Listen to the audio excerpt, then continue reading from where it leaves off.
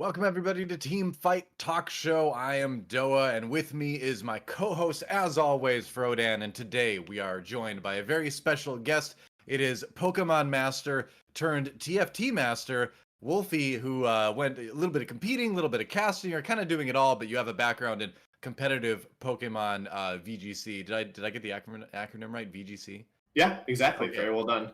Great. How you doing today? I'm doing great. Yeah, I'm really excited to be here. Really happy to talk about some TFT with you guys.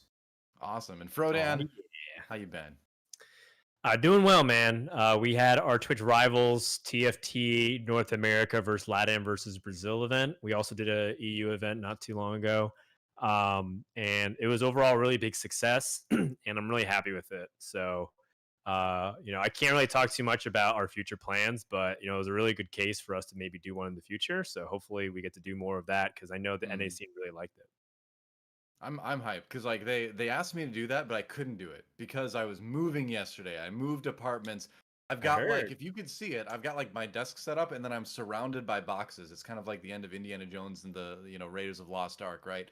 But except for with all the artifacts, there's not as many of those. I don't have the Ark of the Covenant in here as far as I know, but I'm gonna go and watch the Vazra Twitch Rivals thing because right now TFT tournaments in Set 5 are a bit of a rarity. We had more Dog Madness, which I got to do. But that was basically the Abomination Draconic tournament.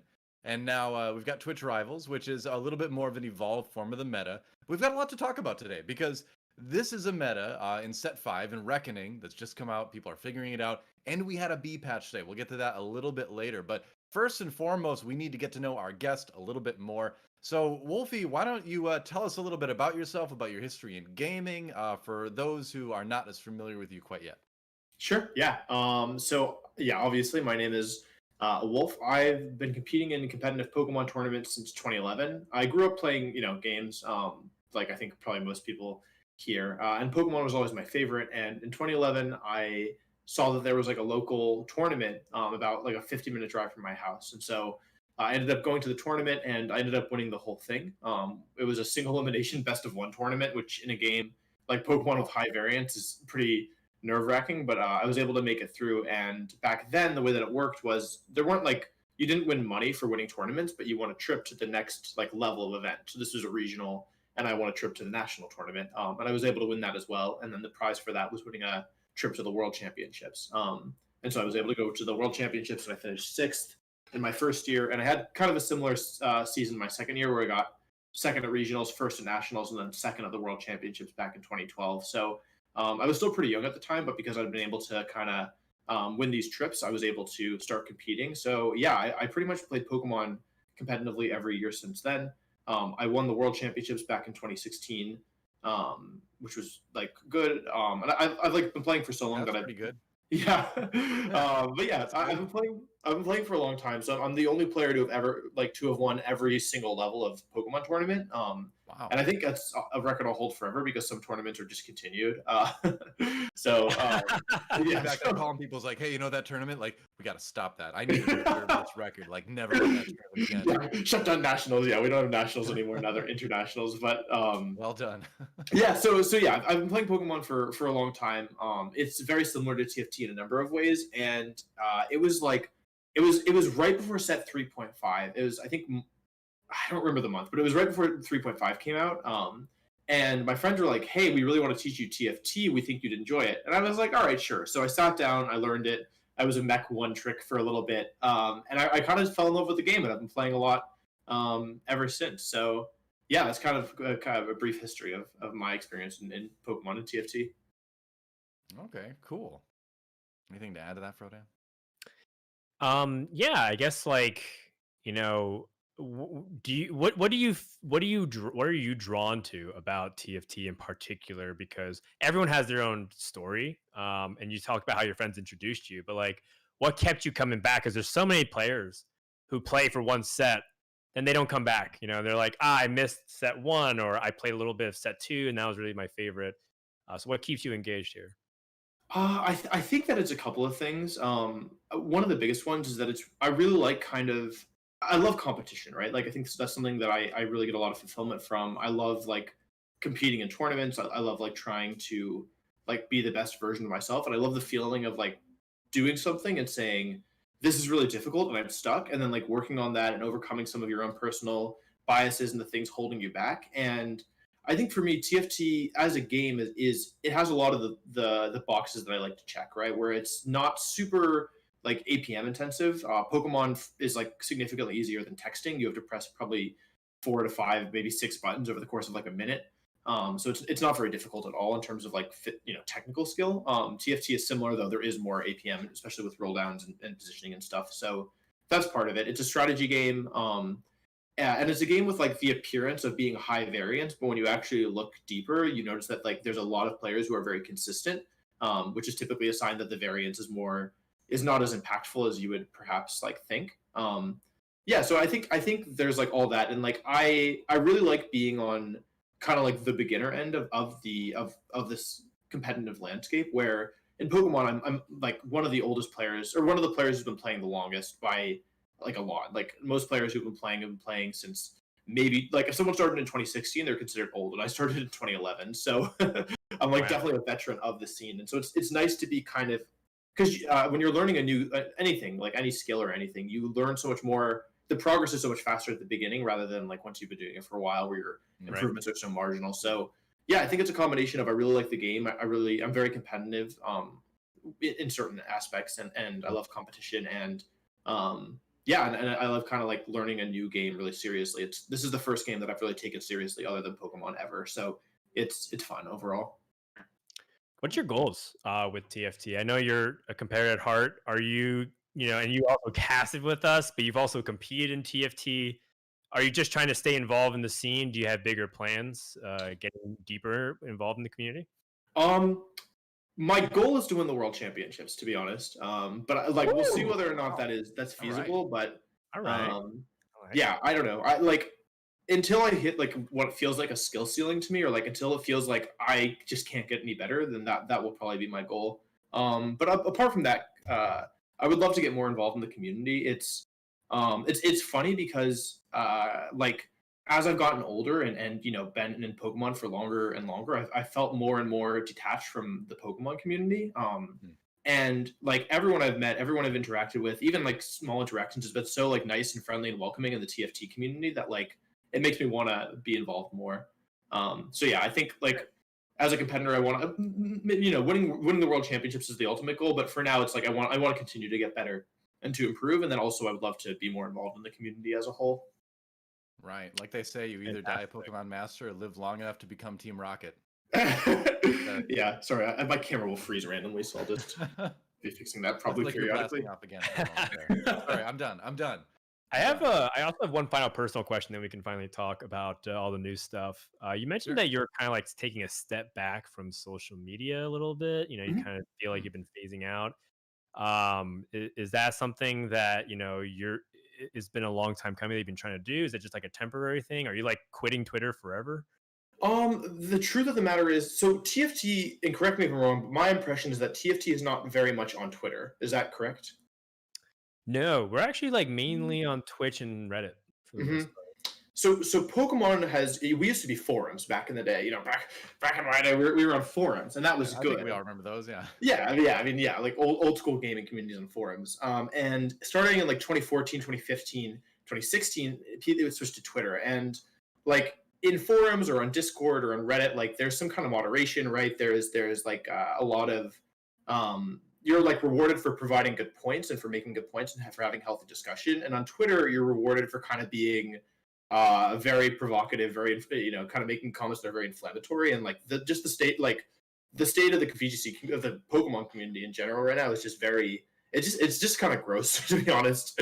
And so it's like, yeah, I think that for me, like I don't think that this is going to change in the Pokemon space because there's no alternative to being on Twitter, and I think that really exacerbates a lot of the problems in the community.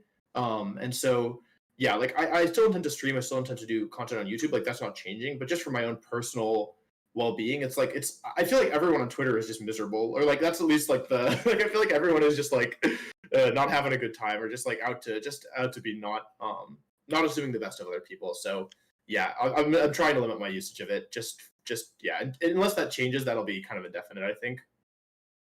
Wow. Yeah, I would say that a lot of people are having a pretty rough year, and Twitter exacerbates that issue since it gives them something to lash out at. But we're not here to talk about social commentary on the state of Twitter and social media. So DoA, lead us into our topic. I think that's a good intro. Well, I'll just throw in really quick. I do think it's totally healthy to uninstall the apps off your phone every once in a while and take a few days off. Like everyone should do that. But moving on, let's talk a little bit about Set 5. Obviously, we've got all the new shadow items here. There they are in all of their glory. And this is kind of the new system, right? This is the new big set mechanic for Reckoning, and I've been loving it. Like, it's a bit intimidating to a certain extent to memorize, like double the items, and adding on to that, some of the items like Luden's Echo is gone. We have Archangel Staff, kind of stuff like that.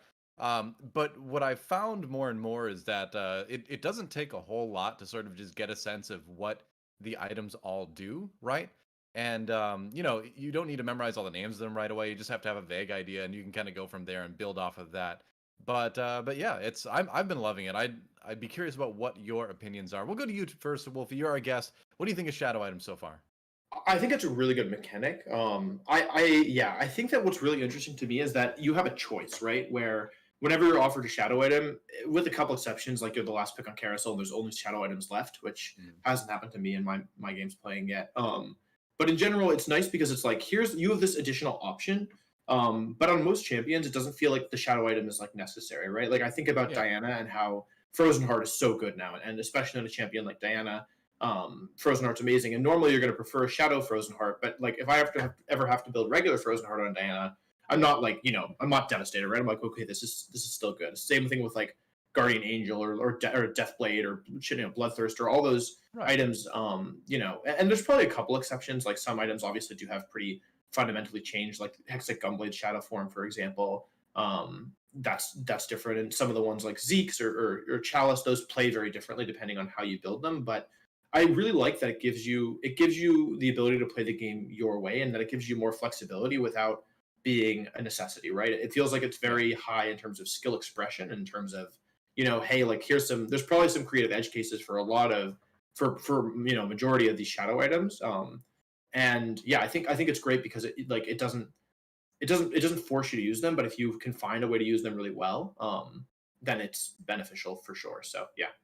I think one of the complaints that people have had over with TFT throughout the sets is that you get into metas where certain champions need these items and that is it. And if you don't get those items, it's much less strong than usual. So I feel like one of the things the shadow item system does is it kind of gets around that a little bit, because you have a lot of incremental items in terms of this is still really good, but it's not best in slot, but it's still good, and you can have more of an argument about what is best in slot. You just have a lot more flexibility. Has that been kind of your experience, Frodan, or what's your take on the shadow item so far?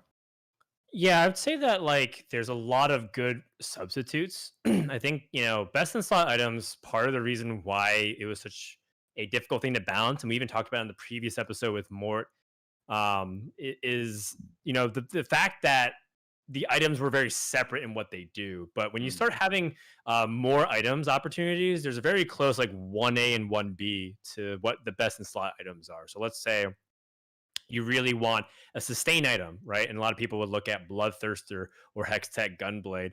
And that's where like Hand of Justice really started becoming its own thing in set 4, where it's just like you realize that it was actually quite a versatile item to do a couple different things. And now we have even more capabilities of doing stuff like that because of shadow items. And that applies to almost everything, right? Like, how do you want to handle attack speed carries? How do you want tankiness to be on your champion? Are you willing to accept the drawback? There are some kind of like really unique interactions which are almost irreplaceable. So like, one of them being like a Shadow Jewel Gauntlet on a Vayne. Shadow Jewel Gauntlet is supposed to give you like this downside of every time you cast, you do damage to yourself at the expense of more power. But when you have a passive ability that doesn't really cast, like Vayne with her true damage Silver Bolts, that goes away, and then all of a sudden her passive crits and becomes this really powerful thing. So, I think that kind of dynamic is particularly interesting and will lead to some very specific builds. But outside of those like unique interactions, overall, you just, for player agency's sake, the itemization, the armory has been a very welcome addition to the set, in my opinion. Yeah, I feel like it leads to more exploration too, because it's all about now discovering those interactions like you talked about, Frodan, where it's like this drawback item, but on this one champion, you don't have to deal with that. And like I feel in the early days of this set, I feel like I'm doing more discovery and exploration than I did in certain other sets. It's neat. It's a little bit more of it feels a little bit more old school in TFT, as old school as we can get 5 sets in, but the whole vibe of the game feels a little bit more, like set 2-ish, set 3-ish almost a little bit. But I think it's been really fun. I'm curious about this too. What is because this is a tough one because there's so many kind of good options here, I think, but what is your favorite shadow item so far, Wolfie? Ooh. Individual favorite is Wolf or tough. Wolfie? Hold on, wait a second, because it says Wolfie, but you referred to yourself as Wolf. So which is it? Sorry. So my real name is Wolf, but when I was making like my screen name online in like 2011, Wolf was taken, and so I went with like my childhood nickname, Wolfie. So Typically, like I go by either basically. Online, it's I see. yeah, pronounced Wolfey. There is an E at the end of my real name, but it's silent. So Right. either is fine. Okay. I've known multiple Wolves in esports, so I'm just curious. I want to Yeah. know. The other Wolf had an issue finding just Wolf on Twitter as well. He ended up proxy Wolf, but that's a different story. Anyway, your favorite shadow item, go. Yeah, it's okay.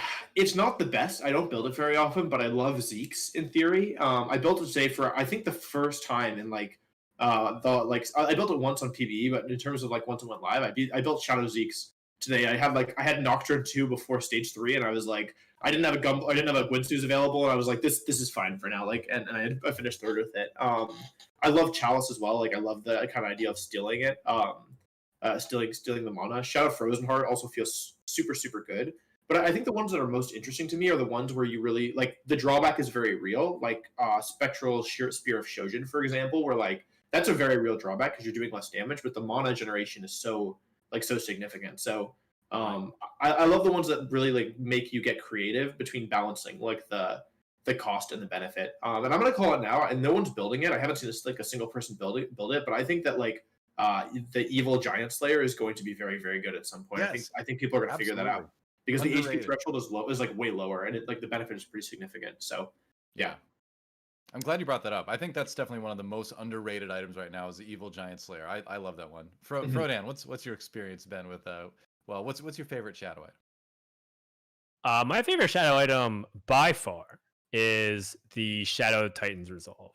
That item is so funny to watch because for people who don't know, when you combine either a Shadow Bow or a Shadow Chain Vest together, you make the Evil Titans. And basically it becomes this like move. It's like Bide from Pokemon. You get all the damage that you take, all the damage that you take in the process gets transferred back in this giant auto attack. And so I went up against someone who rerolled Knights. Nothing but Knights. It was Knights and Ironclad and Mystics. There was no actual carry, but the carry was a 3-star Leona with Shadow Titans, Shadow Bramble, and Dragon's Claw. Completely unkillable because I wasn't prepared. I didn't have Last Whisper. I wasn't playing a build that could use Darius very well. And her auto attacks would hit for like 6k or something like that. It was just really, really funny to watch. I wasn't even mad. So I think that just from a interesting perspective of like flipping the item on its head and kind of creating really unique situations like that, I think it's a really cool item. But I mean, in terms of the stuff that I use the most, I use just like, your typical stuff. Wolf called out one, the Frozen Heart. Shadow Morel Nomicon is just unbelievably good on like a giant AoE unit like a Volibear. Yeah. I think that, Evil ZZ Rot, Shadow ZZ Rot actually is still underutilized by a lot of people. Like, I can't tell you how many times it's been a free stage 2 and stage 3 just because I slammed that, and people are too busy trying to greed for, static stiletto and a bunch of other like common items that you would use for the shadow stuff. So I think that, there's a lot of exploration to be done. And I just, same thing with Wolf. I challenge people to just read the text a little bit, think about what it means. Instead of just like waiting for your streamer to like confirm if it's good or not, because they're in the process of discovering stuff too. I like to call out for Shadow Giant Slayer. I mean, 50% damage boost is just insane. I just think that the trade-off early game is pretty harsh because early game everything's like 1100 and below, so you have to be mindful of that. But I think as the game gets goes on, it's one of those things off the carousel that we're gonna like incidentally just realize it's probably too good. Yeah. I think it's the later the game goes, the better that one gets for sure. My favorite one has been the Risk Thirster because it's got like the greatest name anyway. Like Risk Thirster is just a great name for an item. But also I like the challenge of starting off with a little bit lower health, like positioning in a way that like I'm not going to lose more at the beginning of the round. I'm going to hit that 90% threshold and get that attack speed bonus. I just like having another thing to play around with positioning. As if we didn't have enough with all the Zephyrs and things. Also, speaking of Zephyr, Shadow Zephyr is insane, by the way. Like I will give power to the enemy unit for that 8-second stun every day of the week. Like that, I'll take it. That one's good. And I feel like I don't see people building that one enough either. Yeah, that one. The drawback is so scary because like when they come down, the enemy champion is just so much stronger. So I'm like, I want to Zephyr the carry, but I think it also like what you call it about the evil Giant Slayer is that. I love how some of these, like when they're strong, when they're weak, is like so dependent on like the game state, right? Or like and where you are in the game. Like some of these items are going to be very strong early, like Shadow ZZ Rot, and then some are going to be very, very powerful late. Also, sorry, I want to call out what I think I missed my actual favorite one, which is Shadow Thieves Gloves. Like if I ever get that early, or you pretty much like whenever I slam it, I really like it. It's very volatile, but I think it's really good because you're never getting components, so you're always getting two completed items. Though yeah, obviously with a lot of drawback a lot of the time. Yeah. I would say that I also want to call out Shadow Trap Claw. I'm sorry that I don't know all the item names like by their official, QC thing, but that item has surprisingly performed extremely well in some really niche scenarios. Like especially if I'm like trying to hunt specific units. Like I think Darius with the Evil Trap Claw is actually particularly interesting because after he shreds like the first armor thing, he can like go and into the opponent and then like get all that. And then when you have Aphelios spraying everybody, it's just like one of these really unique things that I just didn't realize was doing a lot more work than I gave it credit for. And I think we're going to be continuing to say that about a bunch of stuff throughout the set, which is particularly interesting. I can also tell you without a doubt, very dark blue buff is my least favorite shadow item. That's largely due to the interaction with LeBlanc. I've just lost to that champion dynamic and unit interaction just way too many times.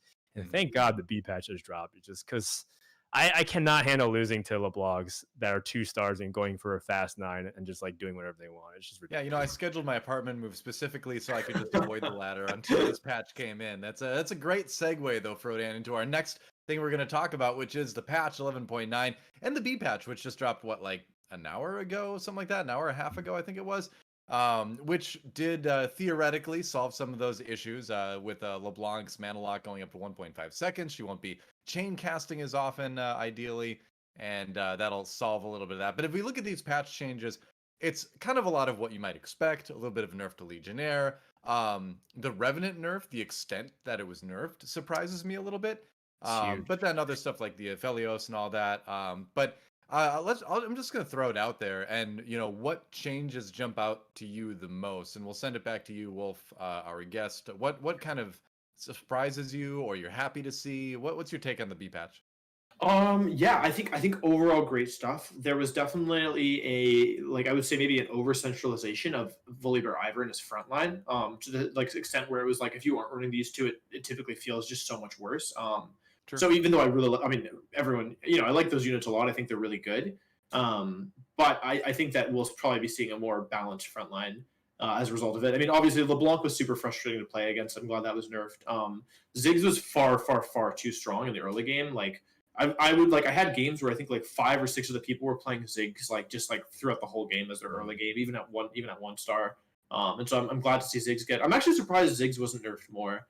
And I actually really understand the 3 Revenant nerf because at first I was like, wow, this is really significant. But I've been building Revenant spat whenever I can in my games, and it is like incredible because you have Volibear, Ivern, and Revenant spat, and you have basically like 3 better Guardian, like 3 Shadow Guardian Angels, except instead of the attack speed reduction, you get a damage buff on units that were already really, really good. And so I think that it actually makes a lot of sense. What I'm honestly most interested for is going to be how Jax and how Draven react to these changes, because Aphelios was nerfed and Jax was so horrible into Volibear if you were playing skirmishers because your shield was removed immediately on all your front line. And so I'm really curious to see if those units. I mean, Draven has been seeing play. It's not fair to say that Draven is a bad unit, but with the Aphelios being nerfed in both the damage and the attack speed, I'm really curious to see if those other 4-cost AD based carries are going to be picking up. Personally, yeah, it should open things up a little bit more. Would you concur, Frodan? Yeah, I think that these nerfs are in the right direction. They're a B patch, so they're not trying to make big sweeping changes to the metagame. Right. I personally think Aphelios is still completely playable. His attack speed, even though it was already at 0.9, it always felt like it was 0.1. I don't know why, but when I played Aphelios with no Rage Blade, I'm like, does this unit ever attack more than twice per second or whatever? Or even if I give him a bow. So it's one of these things where I don't know. I guess the Rage Blade dynamic, that doesn't really change too much. It just makes it so that Aphelios 1 is just a little bit less good, and that's enough to keep it competitive. And the way like the Death Blade and the Rage Blade and all these different things work is that it does add up to pretty significant amount of damage. You know, several hundred, maybe even 1,000 less damage, which could swing the fight. So I agree with Wolfey there. I think it's a really good thing just to keep him in line. I think that the biggest nerfs here clearly is Revenant and Legionnaire. The fact is that like there was such a huge performance gap between 4 and 6 Legionnaire that it was like striking. If you just look at it, it's 2.5 times better from 60 to 150. Oh yeah. And that spike allowed you to almost play Glass Cannon to the point where if you played 8 Legionnaire, you could have nothing else, just 8 straight up Legionnaires with a spat, of course, and you would crush everything. It was just way too good. So I think that the Legionnaire stretch trait here, like 6 and 8 getting nerfed, makes a ton of sense. Also, I think that as much as we talk about Volibear and Revenant, I think the true OP unit in that trio, or rather the duo, was Ivern. I like there was just times where just like Ivern 1 gives you the most free frontline in stage 3 if you somehow spike it, because you can get it on level 5. And you just put like a redemption on Ivern and it casts like 5 times in a fight. It was just ridiculous. So I think it's because Ivern has really good tags, Invoker, Renewer, and the fact that it's Revenant. So a little bit too ubiquitous, need to be nerfed. I'm almost going to go on a limb and say that they probably need to get nerfed even more as time goes on, just because I think Daisy is that good. But we'll see. We'll see. I mean, the Daisy spell radius down to 1 hex from 2, like I feel like that's a needed change, because Daisy felt like your second Volibear basically when he came in, almost, as far as the crowd control. But I agree. I liked playing Nocturne, so I am a little bit worried that Nocturne is just going to immediately die again after coming back up. But maybe that's the intent. Maybe Nocturne shouldn't have as easy of a time every single time healing up to full immediately after coming back. So we'll see how that one goes.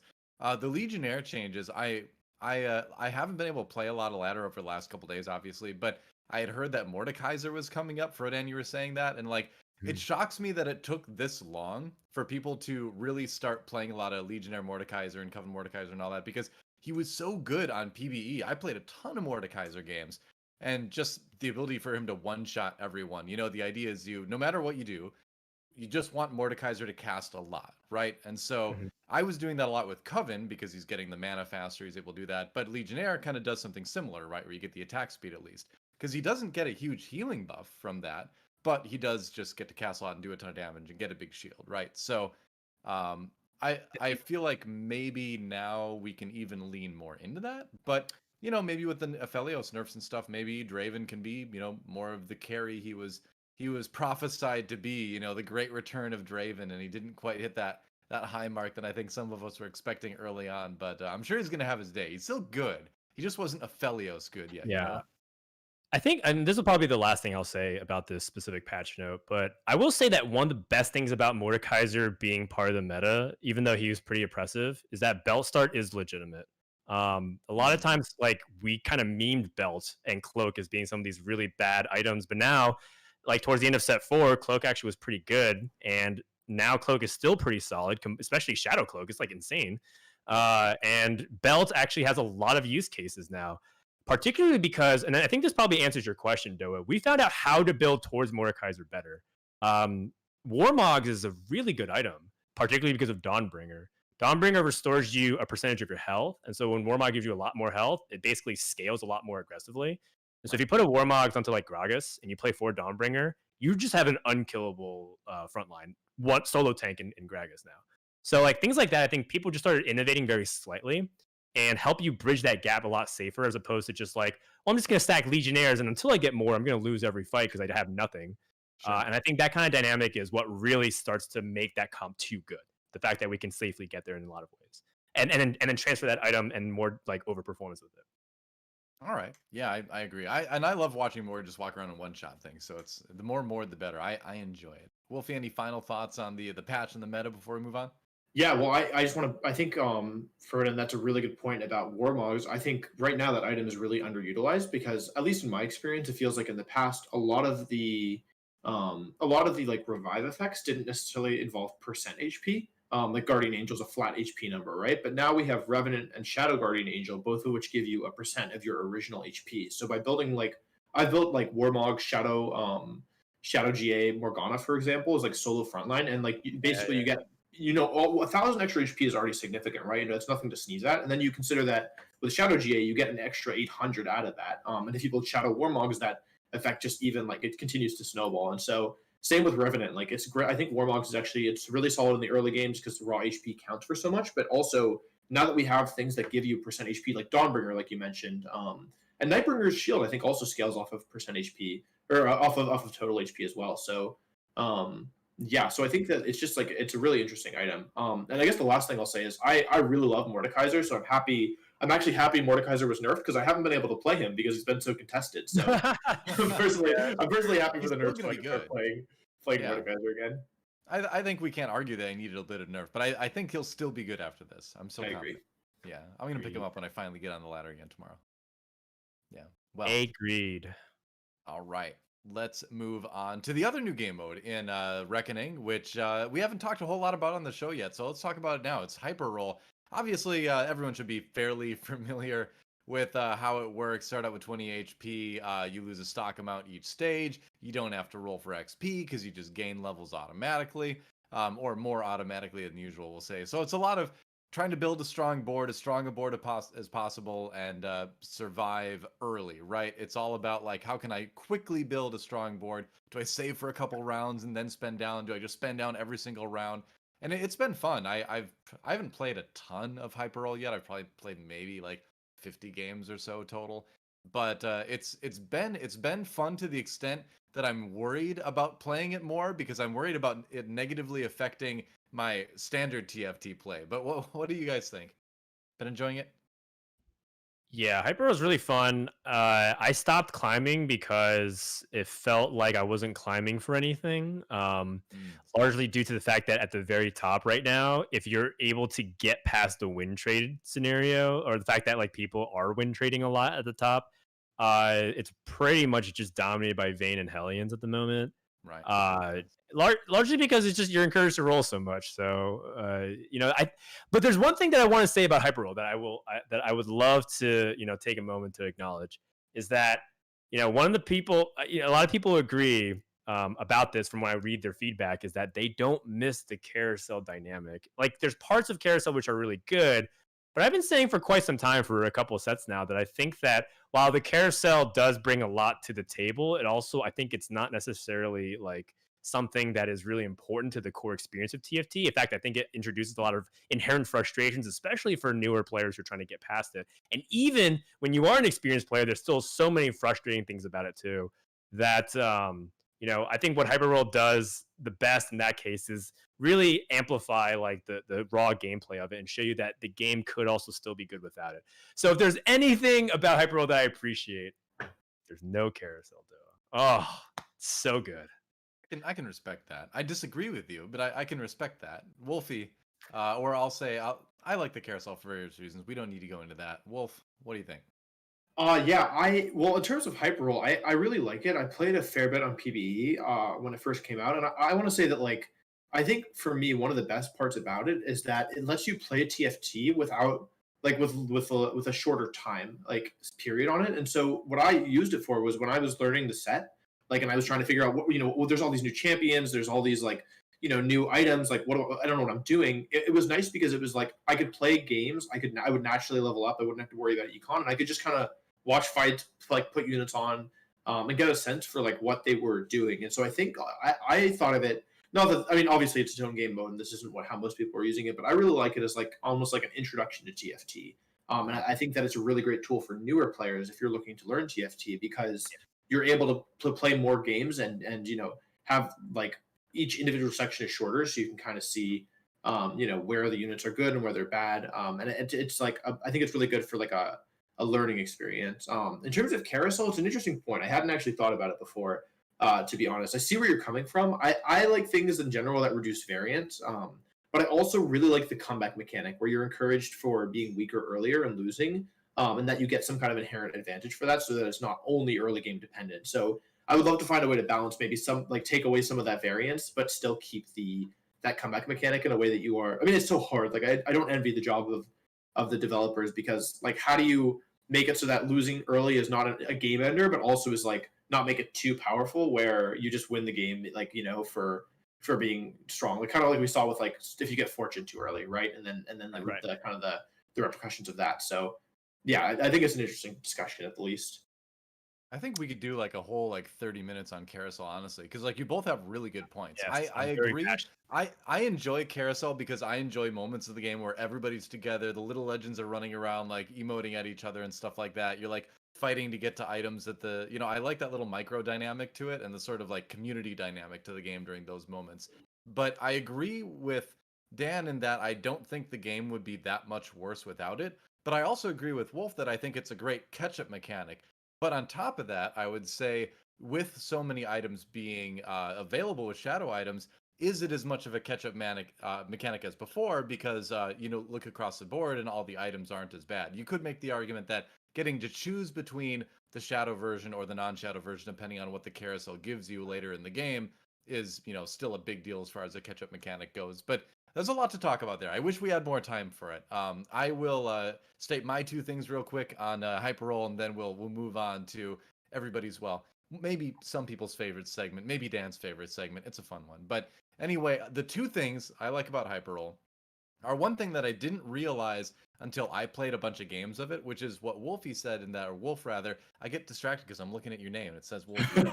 Anyway, is that I was playing on PBE and learning the set, you know, and you're always like, oh, what does this champion do again? Like, you know, I was right clicking and checking it out. But then I spent about 4 hours playing Hyperroll. And after that, I was like, holy cow, I learned about like how compositions fit together, what abilities champions have. I learned it so much faster in those 4 hours because I could just try things really, really quick. Like I'm going to do this comp this game, this comp this game. And so, yeah, I think from if it's available in the future, I'm definitely going to use it as like a training tool for the main game. You know, I think it's got a lot of value there.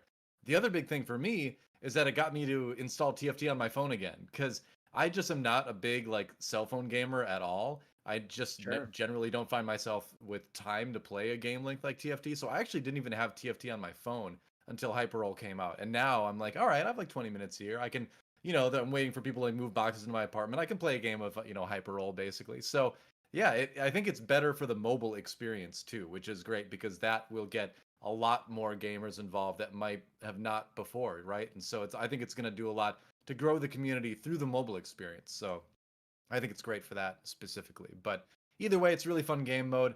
I like that there's a separate ranking system for it. You know, clearly we see like there's some balance things that affect Hyperroll more, like you mentioned, Vayne, Hellenes, and all that kind of stuff. You know, and I doubt we'll get to a point where there's separate balance for Hyperroll and for the main game. That just seems too convoluted to me. So I hope we don't see it. But it is a fun lab mode at least to mess around with for a while. But yeah, Hyperroll. Go try it. Agreed. There you go. Agreed. Speaking of agreed, here we go. It's time for the segment called Agreed, a creation from the marvelous mind of Frodan. Let's start out with our first question here. Set 5 has been the most enjoyable set launch so far. Wolf, agree? Agree. Do I expand or do I just say agree? You can expand. You don't just, it's not a one-word thing. Say what you agree or disagree and why. I would say agree with an asterisk in that I've only been around for set 4 and set 5 because I joined mid set 3, so I don't feel the most qualified to answer. But I've really enjoyed it so far, and I'm amazed at how balanced they got everything like for their first take. It's very, in my opinion, that's very impressive because this does not seem like an easy game to balance at all. So yeah, I've really been enjoying it personally. Cool. All right, Frodan, how about you? Agree or disagree? It's almost an agree, but it's a disagree for me only because set 1 launch was some of the most special gaming time I've had in my young adult life. It was just such an amazing amount. I talk about it pretty often whenever I get a chance, but and I won't because I think we're gonna go over time because it's like a 5-10 minute long spiel. But the essence of it was that it was great to see so many of my friends in so many different gaming communities because I dabble in so many different games. DoA does the same, Wolfey does the same. To watch them all come together to enjoy, you know, TFT because we all had like played League of Legends loosely throughout the years, but we all kind of lost touch. It was a really special moment. So just because set 1 has a lot of powerful emotional sentiment, I can't say set 5 has been the most enjoyable, but it's been a very close second so far. Okay, interesting. I'd say that's a valid reason to disagree with that. Yeah, can't contest that. For this one, It's tough because I feel like I really enjoyed the set 4 launch a lot just because the chosen mechanic was so interesting to me. I felt like I spent a lot of time like theory crafting and really learning the chosen mechanic and was really intrigued by it. So that I think that set launch will always stand out because it really fundamentally changed the way I thought about the game, which I always love. But I don't know.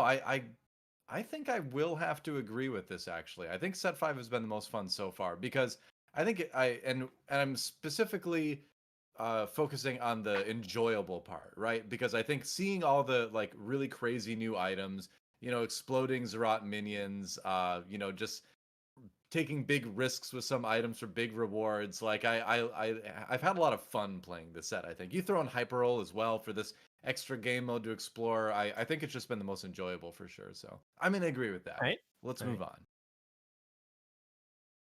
No one is good at casting TFT yet. This is gonna be a fun one. Wolf, what do you think? I disagree. Okay, why? Well, I had the experience of casting TFT, and I remember walking away from that and being like, "Holy cow, these people are very talented that I'm working with." Yeah, I mean, I think that this is a stupid question in my opinion. It's very, no, it's like because it's like whoa, all right, yeah, like because there's you get offended, man. Yeah.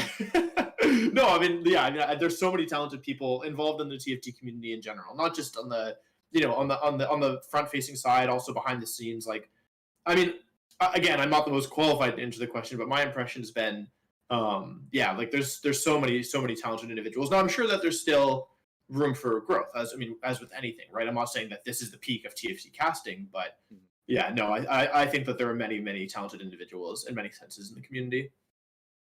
All right, sure. Frodan, what do you think?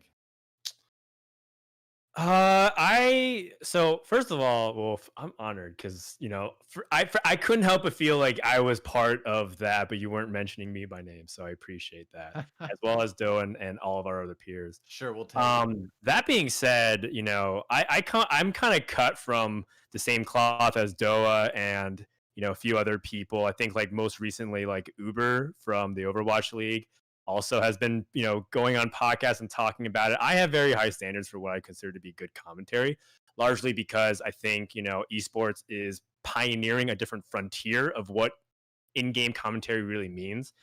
And if you need like a reference, just watch sports broadcast commentary in English, I guess, compared to esports. And you just start to see a huge like dimensional difference of how the approach is.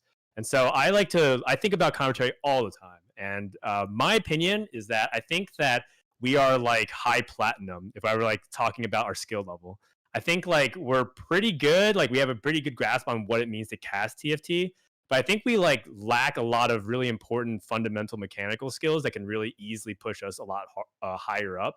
And that's anything from like understanding pacing of like what we're supposed to talk about during roll downs, right? Like it's like even casting roll downs is like one of these weird things where like I watch so many people try to do it and everyone has different ideas. It's just weird right now. Also, not to mention we don't have spectating tools, so like being able to demonstrate what we're trying to analyze and point the viewer's attention, it's very scuffed. So I would say that we're struggling right now in like Plat 2. When spectator mode, I think it's an instant bump to diamond. I really hope that we can get to masters this set as casters, not from our playing skill, but in terms of our technical casting skill. And I think we can do it. Let's do it, boys and gals, and anyone who wants to join us.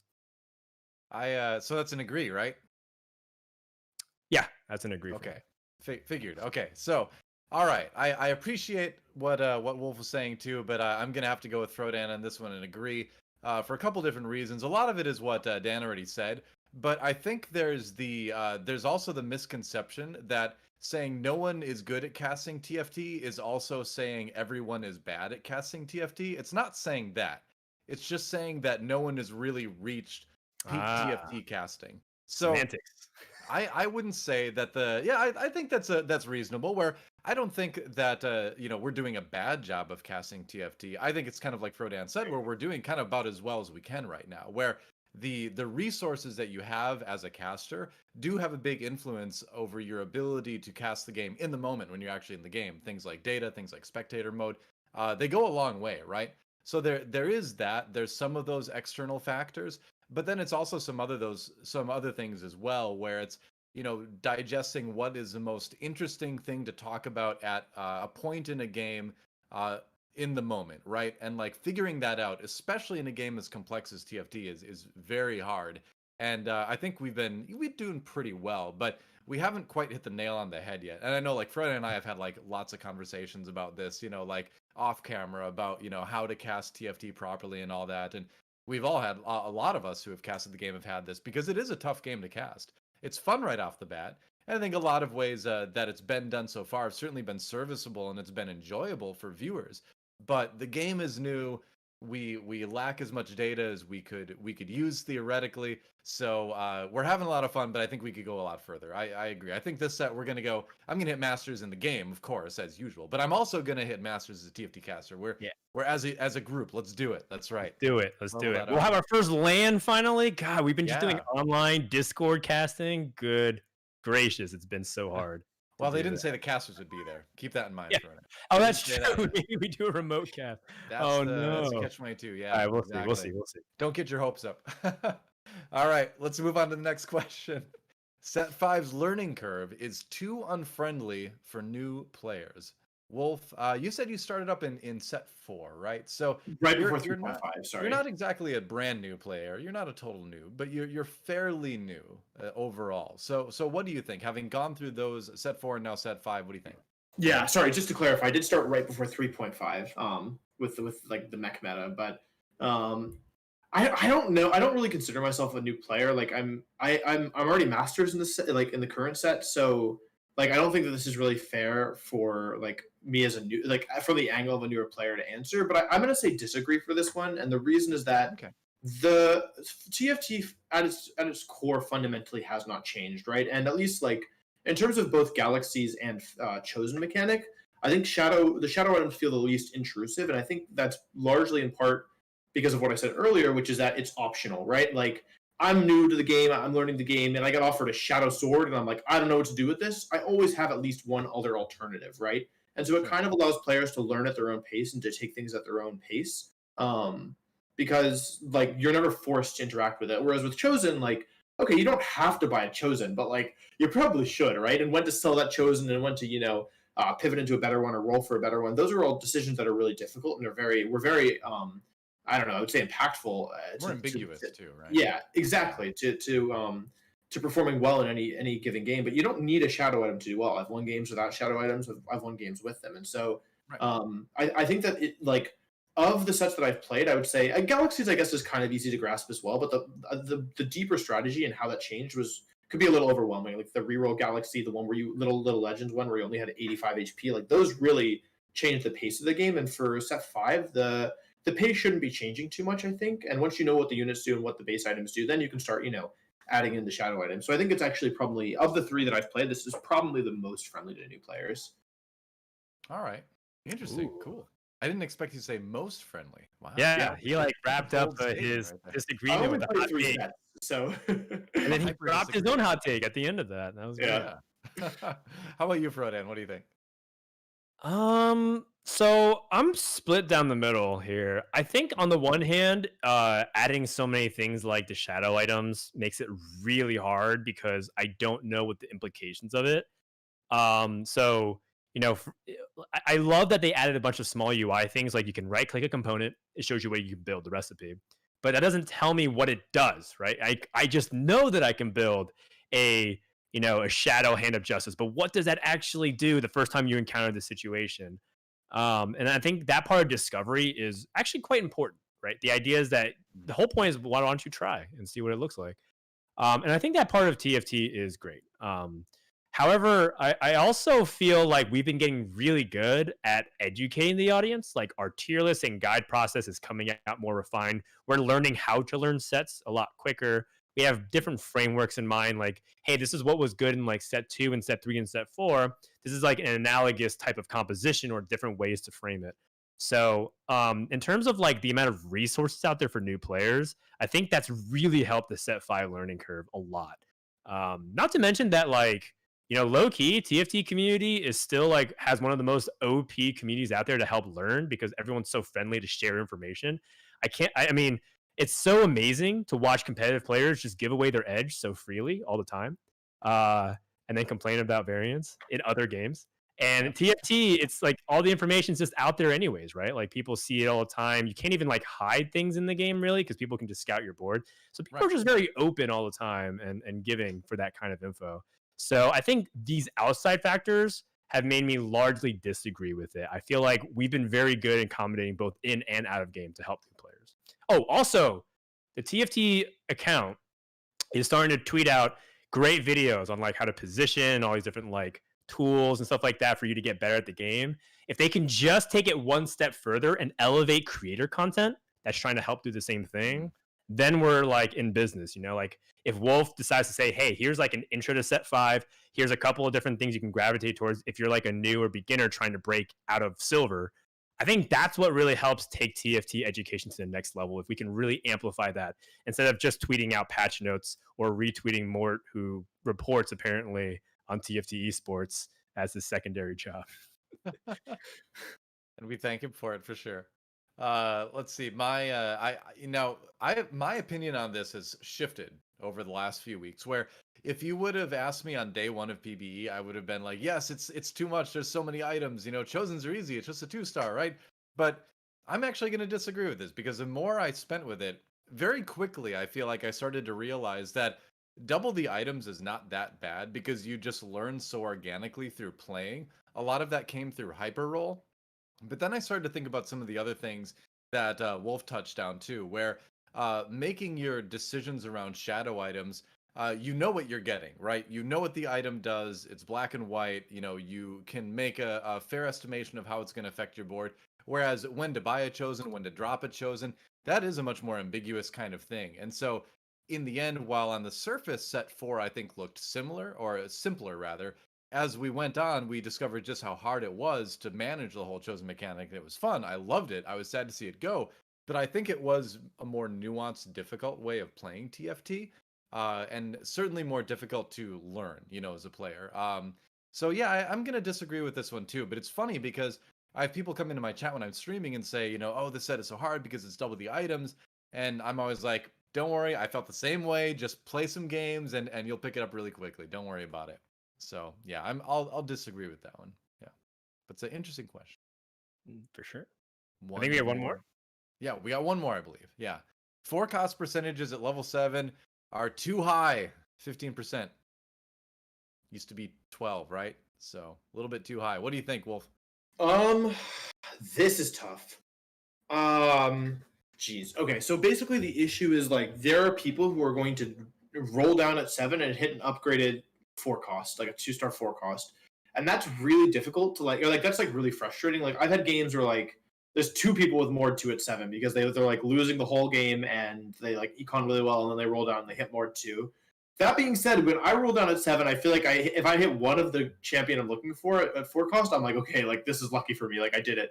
And so I think that actually, even though this allows for more variance, this allows for like higher peaks, I actually don't mind the current forecast levels at 7 because I worry that if you lowered them, what I fear would happen is that you'd basically be forced to go 8. And so if you didn't have a strong opener, like there was no out for you, right? Like you have to roll at some point, and then you're behind the pace. Everyone's rolling at 8, and then at some point they have upgraded forecasts and you don't. And so even though it's frustrating to play against like 2-star Mordekaiser at 4-1 or whatever, or like Aphelios or any of these champions, like at the end of the day, that strategy is not consistent. It's not as consistent as rolling at 8. And like, yes, you're going to have some games where you hit, but if you're that kind of player where you're doing that every game, you're going to miss sometimes too. And so I think as we look to like tournaments to the top of the ladder, the better players are not going to want to roll at 7 because 15%, even rolling 50 gold is not enough to consistently hit, even 2 copies of a champion that you want at that point, especially with so many of like,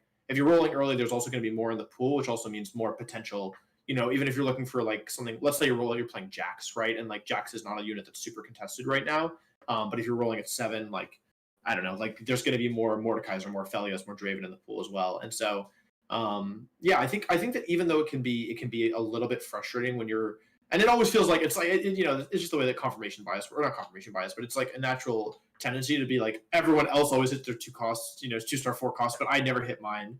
I think in general, I'm okay with where it's at. It could maybe like 14% or something, but no, I think even though it can be frustrating to play against, I think that overall it's probably good for the game. Okay, fair enough. Frodan, what's your opinion? Agree or disagree?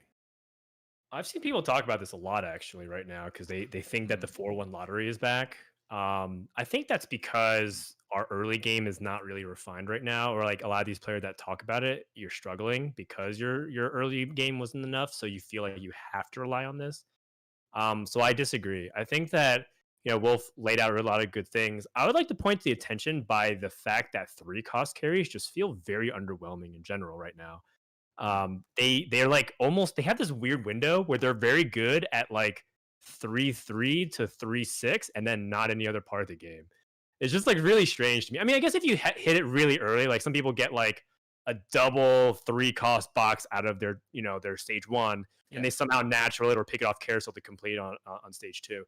That's like an instance where it can carry, right? But it just feels like 3 costs just are super underwhelming right now in the meta. So I think that this is actually just pointing the direction or pointing the finger at the wrong direction. It's not the 4 costs that are problems. That I want 3 costs to come back to be somewhat relevant. So if you end up being in a situation where you need to roll out 7, you have more outs other than just like, well, I need a 2-star Aphelios or my 40 HP game when everyone else at 70 is going to be an ace. Right.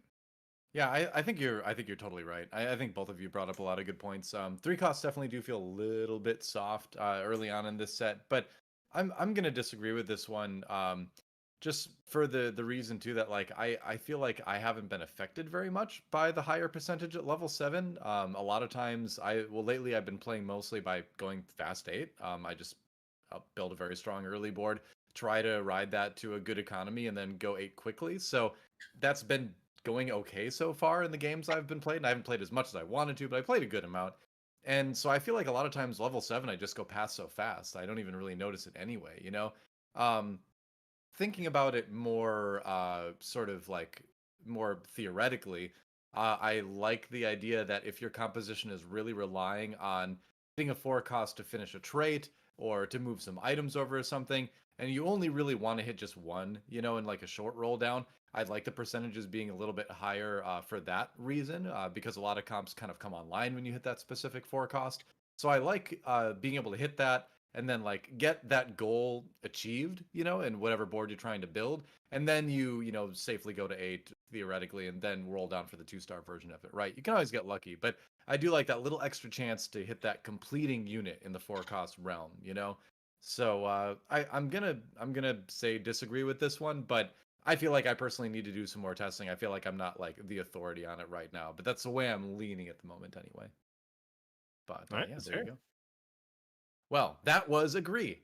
What a wonderful section. We love that. It's a fun segment. Chat loves it too. Everyone loves it. Let's move on to another segment that everyone loves. It's esports, NA Esports. That's right. Big announcement. Congratulations to Wisdom and GiantSlayer for basically getting everything in NA. They've done a fantastic job with the events they've had in the past, so no surprise there. But you can see the structure, and it's kind of neat. We've got named cups instead of qualifier 1, 2, 3, 4, and all that we had in set 4. We've got the Dawnbringer Cup. We've got the Nightbringer and all that. So I like the structure of this from a thematic point more, just right off the bat. But I also like the way that things sort of feed into the Reckoning mid-set finale in July and kind of go on from there. I feel like it's a little bit more understandable format than last time, and I feel like it's a little bit more. I just feel like it's hard for some reason I'm having a hard time describing it, but it feels like it streamlines the competitive experience in a good way that lets more people be involved. That's my basic thought process on it. Frodan, what do you think? So yeah, I agree with what you're saying. I think that this is definitely a step forward. For one thing, we're announcing it way ahead of time, which is great. It's fast. I feel like we got details the week before. And it's like, by the way, leaderboard starts now like 2 days. So like, good luck. And so as a result, people felt like the need to climb preemptively, right, in order to get ahead of it. So I like that we announced that. I like that it makes it pretty straightforward with different methods to qualify, which is basically through open cups, or qualifiers, or through the ladder. It is a little bit disappointing to see, like, the fact that it doesn't seem like ladder players will join any form of competition until the regional finals. That feels a little bit strange to me. It's like your tournament begins now, like every time you queue. And it's like, I feel like we would get a lot more excitement watching the top players who get to play in the Reckoning mid-set finale, because we have to kind of figure out this phase, right? Like, what does the point 0.5 set mean for competitive, right? Do we count it as like a separate expansion? Is it an extension of the same thing? It is very different. So some people might be better at one set versus another, right? Like I think of DQA and how if set 4, if the world championship, the Fates championship was played on set 4 and not 4.5, DQA probably wins because Dusk is insane and he was so good at that complex tree. So, this kind of dynamic is pretty fascinating to me in particular. I also think I do agree with the sentiment that like the prizing could use a huge boost, but we're trying. I'm putting on Twitch Rivals events, so little by little we're trying to improve the ecosystem. I think this is a good step forward. Wolf, what do you think? You're gonna win it all this set. So what's your plan here? I think that's unlikely personally, but yeah, no, I think that this like at least I think it's a really good thing that it makes more sense.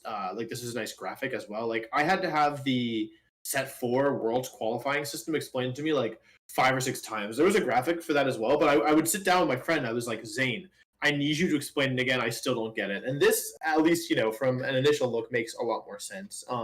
Can you clarify for me the Nightbringer Cup? Do you remember? Is that invite only or is that open to anyone? It says it will be based on signups. Yeah, based on signups and the players' ladder rankings. Okay, so, cool. Yeah, because I think really my real thing is that I really like the idea, and I hope this always is a part of TFT Esports.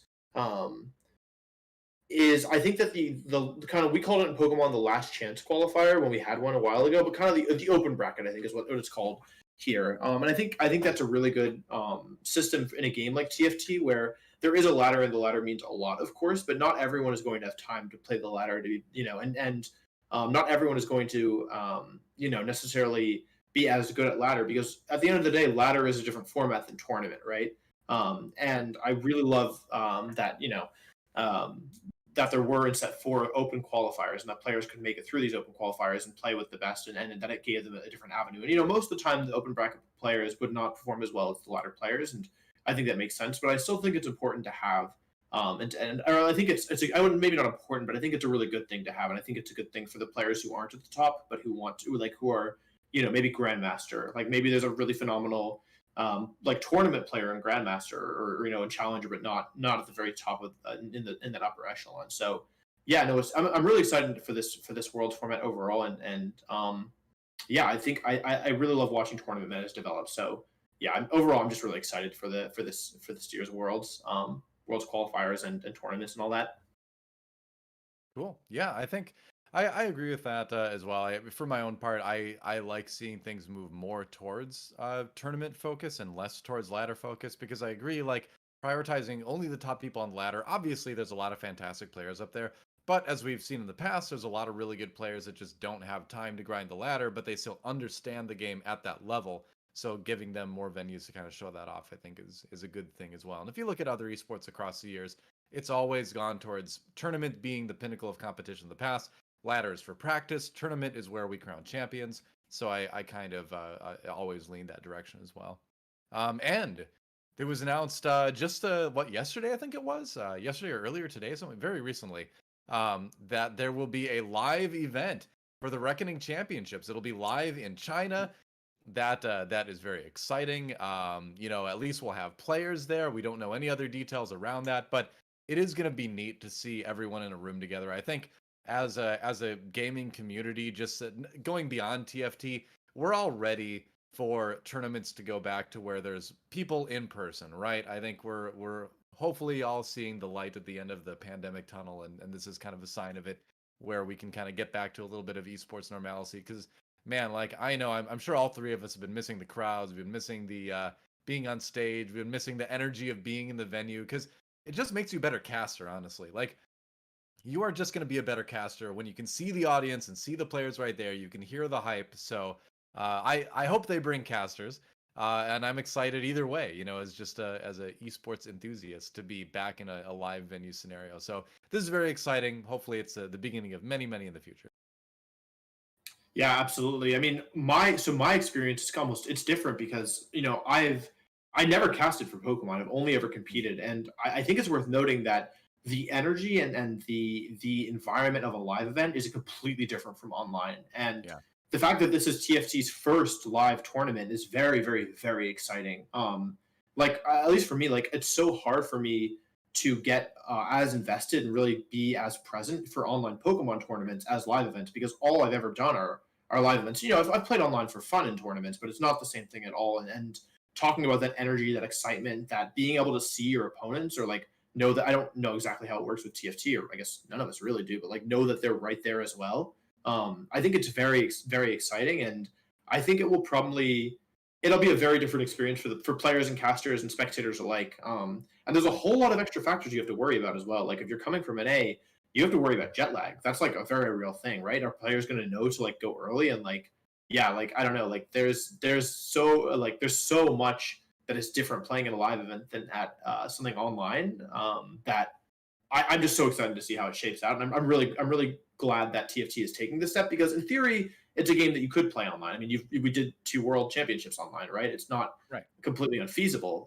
However, yeah, I'm really happy that despite that it will be in person because I think it adds so much to an event and to an experience and to the environment as well.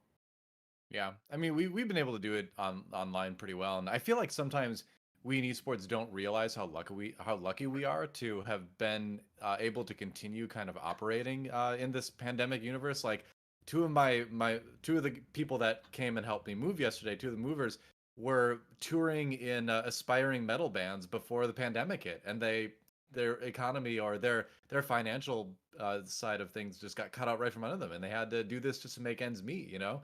And you know, they did a great job, but like it makes me, you know, really appreciate how we in esports have been able to keep going. So hopefully, you know, the whole world will be moving back to live stuff for their sake, but also, you know, for us too, because it's going to be more fun. But we do need to step back and realize how like lucky we are to at least be able to do what we do too in esports. Want to kind of throw that in there. But live TFT finals, it's going to be great. Can't wait. It's going to be totally awesome. But time to move on to another one of every segment is everybody's favorite segment. Time to move on to everybody's favorite segment. It's the NA tier list. Wolf, it's your turn. We're very early in the set. There's a lot of ways you could sort of like take this, a lot of criteria by which you could judge players right now. So I'm curious to see how you're going to approach this. So give me your tier list. Oh, okay. So I'm notoriously like in Pokemon, in everything. I am notoriously bad with like names and like people in general. Like I've had a couple of really awkward encounters. So this is going to be very, very, very sus. You knew this was coming. You had time to prepare for this. Yeah. No excuses. Yeah. Okay. Okay. Well, first of all, number one is easy for me. Number one, mismatch Socks. Easy, easy, easy. Now I don't know how much Socks is playing. I think I played a game with him and he went 8th. Wow. However, at the end of the day, like I think Socks is the best player in the world. I think he's just incredible to watch. And yeah, I like even if he's not number 1 right now, he at some point will be number 1, and I'm confident on that. Let's see. So now's where things get trickier. I think kiting is super, super, super good. I'm gonna go kiting at number 2. Okay. Ooh, yeah. That's interesting. Yeah. Okay. And like again, like I was watching kiting stream, and like so, you know, sometimes when you're like what's it called, the Dunning-Kruger effect, where like the better you get at something, the like more like you realize how bad you are. I think that's what it is. No, it's the Dunning-Kruger effect is where your intelligence is so low that you can't understand why you're bad at something. Okay, yeah. So I'm that person. Where like, you know, like you're watching a top player and you're like it's a mixture of both of what you said for sure. Yeah, but basically, like, you know, sometimes you're like when you're like close to like, you know, you're like close enough to like being a high level player, but you're like not quite there. Sometimes you watch people and you're like, why are they winning and I'm not? I can't really get it. But when I watch kiting, I'm like, oh, this guy really has an understanding of like something that I don't. Like he's like I feel like there is a level difference between us, and like I don't always feel it with people, but I feel like super, super, super high IQ and super really good understanding of the game. So I really like kiting. These are going to be players a lot. This isn't necessarily ordered, except Socks is number 1. I got to pay respect to Soju as well. Like number 1 on the ladder. I think very consistent player. Gets memed on a lot.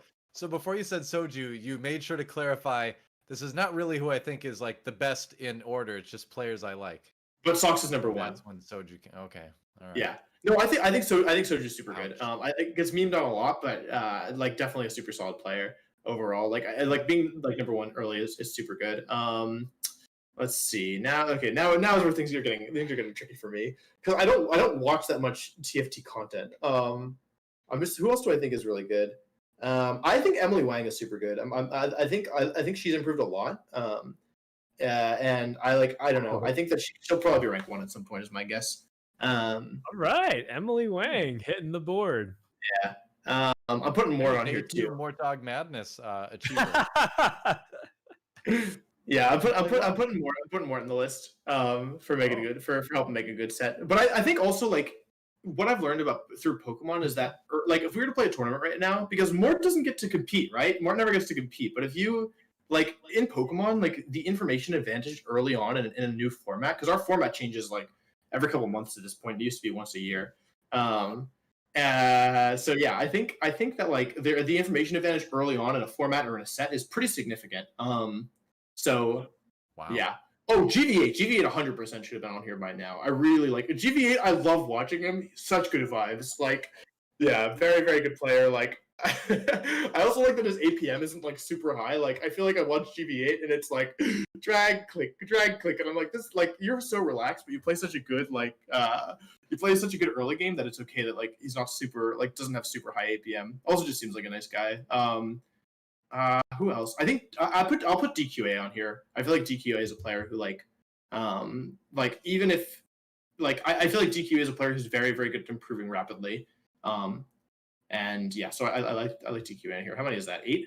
7? I'm only at 7? 7. Oh only no! 10. You got 3 more. I'm putting Slippin' Bug on here. Yeah, he's a friend of mine. And he's been helping me a lot with TFT. Wow. Right. Let's see. I need 2 more. Who am I forgetting? Hey, have you been depending on who you're asking? I mean, there's a lot of like discussion. Like for example, Nubal has been doing really well today or past couple days in Twitch Rivals. He won 6 games in a row against NA's finest, getting second in the 7th. So he's entering a lot of people's conversation as potentially being the best player in NA. Okay, yeah, that's pretty compelling. You've convinced me. I need 1 more. There's a bunch of people from that group in general. So like Nubal plays with Goobums and Setsuko and Spencer, like that kind of group. There's also a couple of legacy names: Delicious Milk, Kurimex, Saint Vicious. That a lot of people like to talk about. As well as Kiyun. Kiyun's like also. Oh, Kiyun. Yeah, get Kiyun on there. Oh, nice camera freeze. Yeah, Ramkev made it to the World Championships as well. Yep. If we could mention people from other, if it wasn't NA, we'd have to throw I'm So Fresh in there from EU winning a Mort Dog Madness. Did a good job there. But It's NA, so we'll leave it out. They'll win Worlds later. Let's do Comp Madness, yeah. Yeah.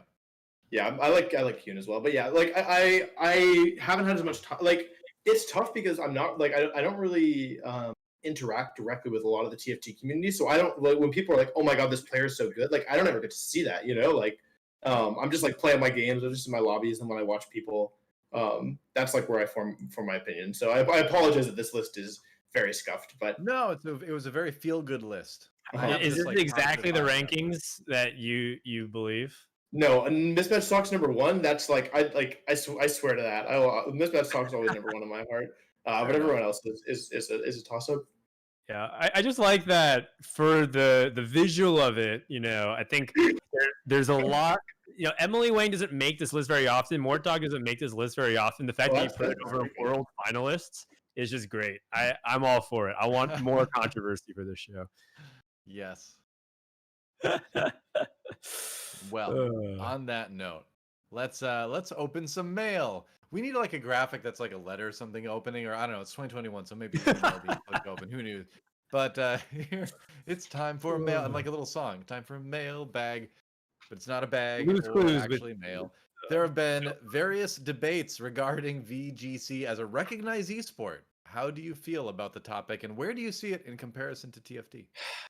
It's tough because it really depends on how you define esport, right? Like, I guess the second part is easier to answer than the first because VGC and TFT are in the same space where, like, nobody makes a living competing purely in tournaments, right? There are some content creators, myself included, who are able to play the game and make a living that way. But if I were to say, okay, I'm a genie, and like you come to me and you say, my wish is that I will win every Pokemon tournament, you're still going to have a job. You cannot support yourself winning, even if you won every tournament you entered. Oh, sorry about my camera. Even if you won every tournament you entered, you would still not be able to support yourself full time. And I imagine it's similar for TFT. And that's not.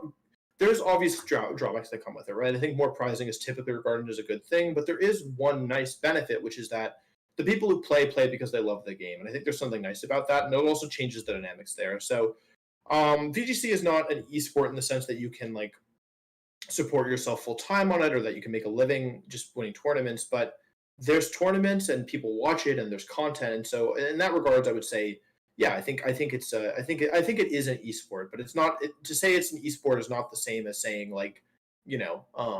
It's not an esport in the same. It doesn't mean that it's the same thing as something like League of Legends, for example. It's like saying, do I think Quidditch is a sport? Yes, I've played. It's fun. But I wouldn't say that Quidditch and football are the same. They have the same level of fan base or viewership or anything like that. Or reality. Yeah, Quidditch is harder. Quidditch is really hard. You need to fly to play Quidditch. There's actually an adaptation where you don't have to fly, but maybe one day. I actually have watched an in-person Quidditch match between two teams who call themselves like not pros, but like elite competitors. They have leagues. Yeah, they have actual games, competitive ecosystems and stuff. It's pretty fascinating. All right, I know what I'm getting into when I get my second shot after this Quidditch Pro.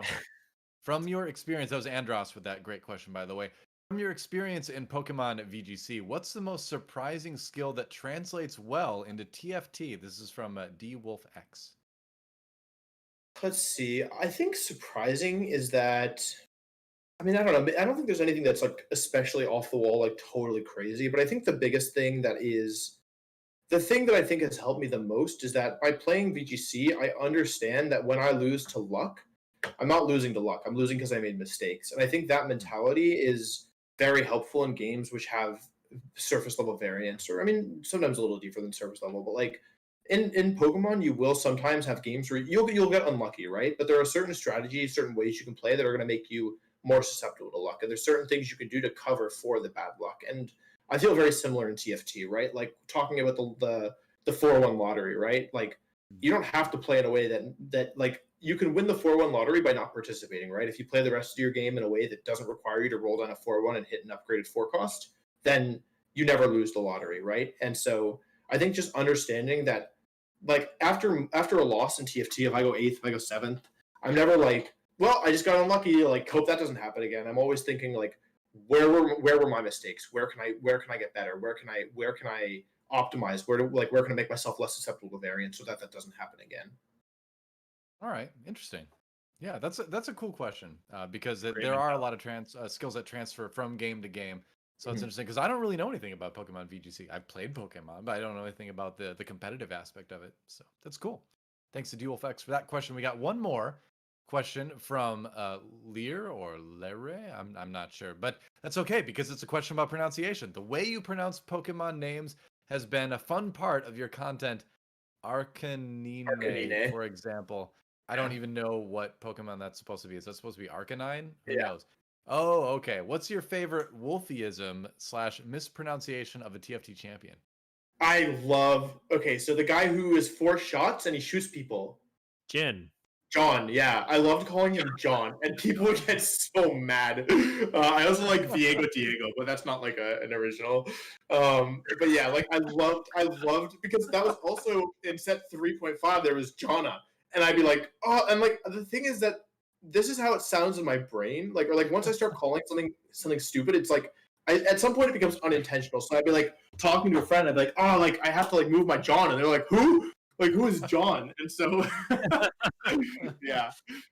I don't know. I think it's really funny because John is just like a very like regular, name, and like especially Darkstar Jin didn't like look like a very regular guy. So so I really love John.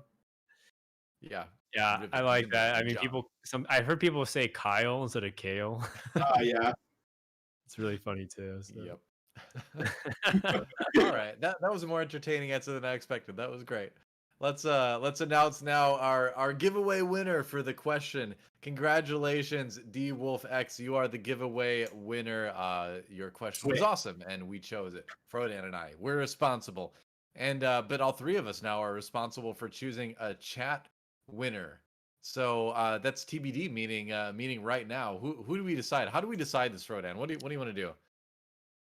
Do you want to do a bonus question from chat? So Sure. someone can ask a question in chat. DoA, or actually Wolfey can go ahead and answer whichever one he likes the most. Yeah, and that could be the giveaway winner. Here's a little caveat as we stall for time and you type your questions. We can't give it to someone that's kind of established. So Mort, I know you probably want to ask a question. Can't give it to you. Plus, you get free RPM shirt anyways, right? Yep. He probably has a good amount. Oh, and Mort already asked the question, but you can actually go ahead and you can answer it, but you can't pick him. Yeah. If you could put one TM or HM from Pokemon as a move in TFT, what would it be? TM or HM? We already have some that are similar. So there's Toxic, which like obviously does damage over time. We have stuff like that, which is like Brand. Safeguard could be cool. Safeguard reduces. It's a field effect that like blocks status conditions. So maybe like it could be like a team wide CC kind of thing. Surf would be funny. Just hit the whole field with water. I don't know. Let's see. One of my least set two. Nami basically had an effect that was Surf. She was a 5-cost legendary mystic that would shoot a tidal wave over the entire field. So there's a move called Rock Slide, which is notorious for just being awful. And the way that it works is it's 90% accurate. It hits both of your opponent's Pokemon, and it has a 30% chance of flinching, which means if it moves before like the target, that means they just don't get to attack. And so I think that could be, I don't know. I actually really like that there isn't percent-based things in TFT where like, because in Pokemon there's a lot of secondary effects that trigger 10, 20, 30% of the time. And I really like that in TFT, your Nautilus always stuns, right? Your Nautilus isn't stunning 70% of the time or anything like that. So, yeah. Have you played a champion called Vel'Koz? I have played a redeemed Spellweaver by any chance this set? 75%. 90% chance he targets the unit that you want. Yeah, I would not say that. Like, yeah. Oh boy, yeah. I'm done with Vel'Koz. Friendship ended with Vel'Koz. Now Karma is my best friend. You've got some other choices in chat now. Yeah, which one is the winner? What do you think? Let's see. Good ones in here. This one's interesting. If you could add, remove, or swap a trait from a unit in set 5, which one to which champ and why? So I really like the Revenant trait. But I'm wondering what would make it like more like I wouldn't want to give it to something that would just be incredibly broken. Honestly, I wanted to say like I would love to see another Invoker unit, but I think that would be too powerful. I think 4 Invokers too powerful. But in terms of Revenant, who would I want to give Revenant to? That's like because I think Revenant is my favorite trait here. Mord? I actually no, I'm gonna take it back. I think that it could be really cool if Morgana had a different trait than Mystic. Maybe like even like Knight, for example. I don't necessarily think it would be better if I hate Knight. This is so hard. You did this to yourself. I did, yeah. Because if you gave Morgana Revenant, she'd just be broken. Okay, I have it. I'd rather Lux with something Mystic and not Redeemed, because I hate Redeemed as a synergy. It's just like, I feel like whenever I play Redeemed, I'm just doing awfully with it. Obviously a personal problem. And I really like Lux as a unit. So I think maybe giving her something like Dawnbringer, for example, or maybe a different skin and giving her Nightbringer could be really interesting. Okay. Also, yeah, just on that, kind of thinking about Dawnbringer units, I think I'm making another hot take. I think both Riven and Nidalee are super, super underplayed and understood right now. I think both those units, when we're talking about 3 costs, I think those are going to be really good units at some point. All right, cool. Are they your giveaway winner then? What's yes, yeah. Casual R. Good question. Congratulations. Yeah. Not that anyone asked me, but I think Abomination could use a little bit more spice to it, as opposed to I don't want it to be where the ZZ Rot portal was in PvE, but Yeah. I like this idea that the more you accrue of it, you get stronger. Like, I really was a big fan of the way Cultist was designed, or where we landed on the design for Cultist. Obviously, there was patches where Cultist was way too good. Elementalist from set 1, Mech from set 3, like all these kinds of really cool ideas that you're building something outside the board is really dope. So I love the design of Abomination. I would love to give a little bit more extra spice to it too. Fair enough. Personally, I'd make Morgana a mech if it's up to me. I bring More Morgana. All right. Great. We'll bring that trait back. Yeah. I love it. All right. Well, that is congrats to our winners. That's gonna bring us to the conclusion of the show. Wolf, you've been a great guest. What are your parting thoughts before we wrap things up here? Yeah, I mean, first of all, thank you so much for having me. I had a lot of fun. I love TFT, but I don't get to talk about it very much. So this is like, I honestly had a blast. But yeah, I think honestly, like, the only thing I would say is like, the TFT community is like so great, and there's so many good people involved, and I feel very lucky to have found such a great group of people to interact with and that also happens to have a phenomenal game. Also, as long as I have people here, I would say the number one thing, if my message to the entire TFT community, do not take Mort for granted. Like if Pokemon had like Mort and like were actually able to do things, like there's no ceiling. Like because like when you have a good game and you have people who are passionate and who like are like actually able to make changes, I don't know. I think it's something really incredible. In Pokemon, if something's broken, you want a patch in like you want a B patch. We don't have B patches. We have like our next patch is in 3 years. Like like at best you're like, well, like yeah. True. I don't know. I think that like yeah, I was shocked when I joined TFT and they were like, oh yeah, there's a new patch. I was like, what do you mean there's a new patch? Like things are gonna get fixed. They're not just broken forever. So TFT came out. Did you hear, Wolf? yeah, no, I missed it. Yeah, it was very jarring because I'm not used to playing a game like it's fixed. So, yeah, so that's my number one takeaway personally. You need a Pokemort. We do need Pokemort. Yeah. Pokemort. Gotta catch them That's all. not surprising to hear. Pokemon is like the biggest media franchise in the world, right? So yeah, if they had someone like that, I mean, actually, fun fact, Mort used to work. I know. Yeah. They could have had him. They could have had him. Nintendo's lost right there. Nintendo put down a diamond and you picked up a rock. Yeah. Frodan, any parting thoughts here? Yeah. Appreciate everyone that showed up for Twitch Rivals. It was a very big show for us, and I think it was really great. Congrats to Kurum, Kiyun, Milk, and Soju for winning. That was a really great event, and also I think the Brazilian teams really put up a good fight. So shout out to them. We're actually starting the Challenger Series pretty soon. By the time we air our next episode, actually the Challenger Series begins that same day. So, we'll probably talk a little bit more about it on the next episode, but that's definitely going to be fun. Set 5 competitions are already starting to heat up. So be on the lookout for that. That's right. May 19th. Don't forget, it's going to be awesome. Going to be the kickoff to some like awesome Set 5 Reckoning competition. It's going to be good. But yeah, great show. That was really interesting. I love getting the perspectives of people that are still relatively, I wouldn't call you again super new in the scene, but still relatively new to TFT and looking at it from a slightly different perspective than we might be used to. It's very interesting to hear. You're a great guest. Thanks. What's that? Said you're a great guest, Wolf. It's been fantastic. You. And my tier list is good as well. So thank you. It's best perfect. Tier list. It's flawless. I would change nothing about it. That was my highlight for sure. But thanks again, of course, to GiantSlayer for putting this on, for the crew over at Wisdom, of course, the production team. They do a great job with it. Thanks to you at home for watching. Thanks to Riot for making the game. And until next time, enjoy Set 5. There's a lot to be explored yet. The meta is not figured out. So go have fun with it, discover things, and we will see you next time. Thanks for watching. Stay safe. Catch you later.